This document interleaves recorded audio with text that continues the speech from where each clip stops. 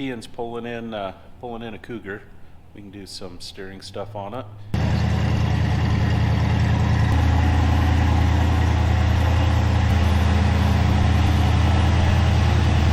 Today's project on this one is power steering system for it. So the car already has power steering, but it's all wore out, so there's just no reason to even mess with it. So just get the whole assembly and put it in, and so that's exactly what we're gonna do. You can see that the control valve is leaking. You can see the ram starting to leak. Well, and it's wore out. It's got quite a bit of play in it. So the way these systems work, and the early Corvettes are the same way. This piece right here is the control valve, and when you turn, it just has a conventional manual steering box. This pitman arm pushes on the little spool valve here, and that changes the direction of the fluid flow, and that sends through the control valve through the steering ram, and depending on which direction you're steering, one side will be pressure and the other side will be return, or vice versa depending on the direction.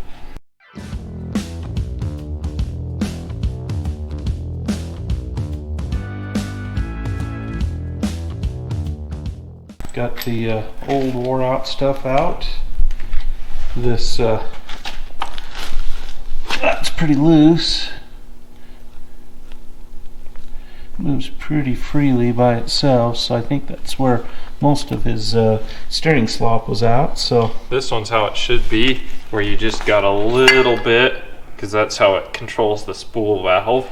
Yeah, that one's wore out, but after 55 years, yeah, it's actually really good shape for its age.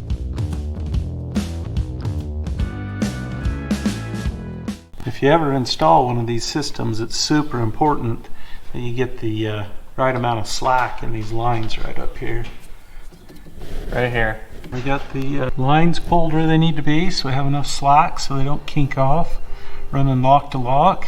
I'm not real happy with this line. It's about an inch taller than what came off of it.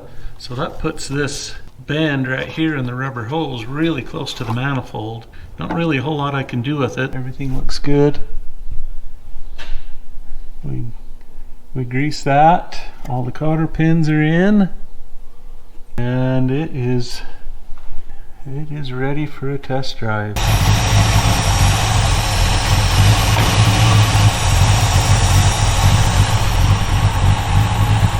So the customer was concerned about this running kind of crappy, and he could smell raw fuel. Oh wow, it doesn't run very good at all. And so he wanted me to look at that while we were taking care of the power steering. So figured while we were here I could show you some really simple basics on a Holley carburetor. See if I can get it to start.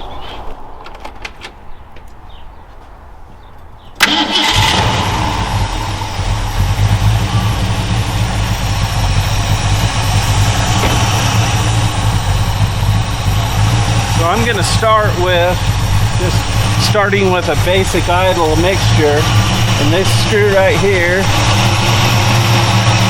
is the idle mixture screw for one side. Yeah, it was way lean.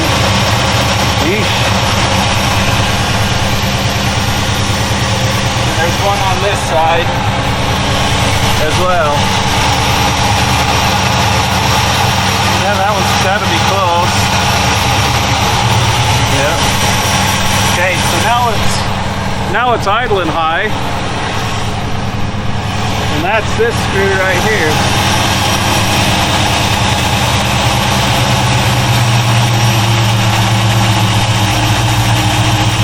That's a little better. How was school? Good. Okay, the last thing I'm going to check is the float level. On a Holley, there's a screw right there on the side of the float bowl.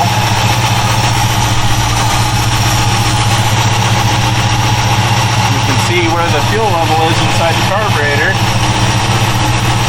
You can see if I rock the car, the fuel just barely starts to slosh out. So when it does that, then I know the float level's right. If it was wrong,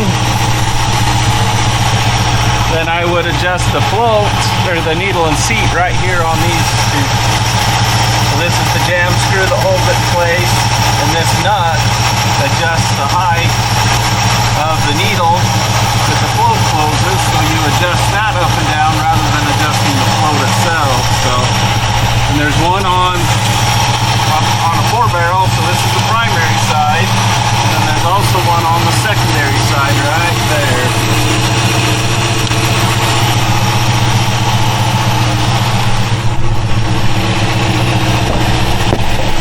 Well, I'll check it.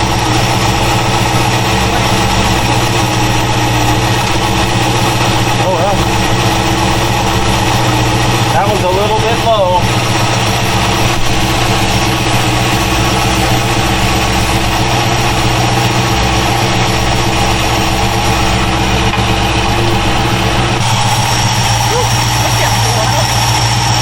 Yeah, you just barely want to loosen that set screw.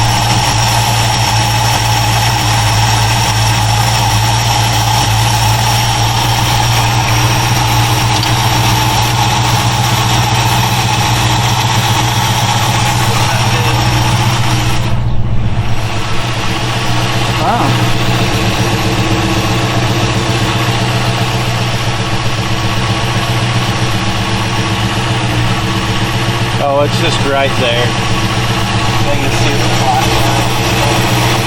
line. Yep. So just barely low. So that's all you do. Simple adjustment. Okay. And then the other thing on these, make sure your idle isn't so high. If your idle screw's opened up too far, then you're going to have vacuum here. And that's going to put vacuum to your vacuum advance, and it can make the idle kind of rough. So this one's okay. There's no vacuum there. It doesn't make any difference when I pull that line on and off. So we're good. This one seems to run really good. So I think it's time to give it to the customer. Back on the Blazer. Hopefully we'll get this bedside finished up, get it primed, and ready to paint. Here's where the bedside sits. For now, just about have it done. A couple little spots to finish up. Got to clean up the edges around the side marker and this body line right there. Once I get this body line straightened out, I'll be ready to mask this up and get it primed.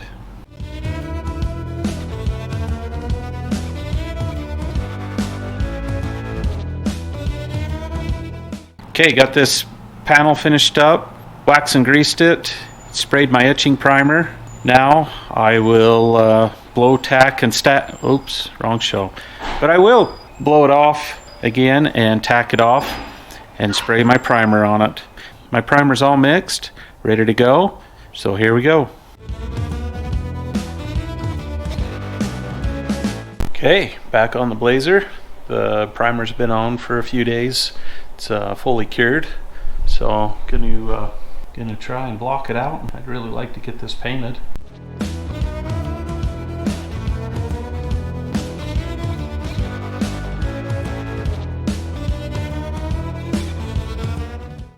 Blocked this out. Turned out pretty good. A couple little spots kind of came through, no surprise. But it looks pretty good. I'll probably reprime it, and then it'll be ready to go visit Kendall. He can spray this bedside for me. Okay, I'm getting excited about this. It's about ready to go up to Kendall's and get it painted, and then I can put it together and I can go beat it some more, maybe dent the other side. So we'll see. Till then, thanks for watching.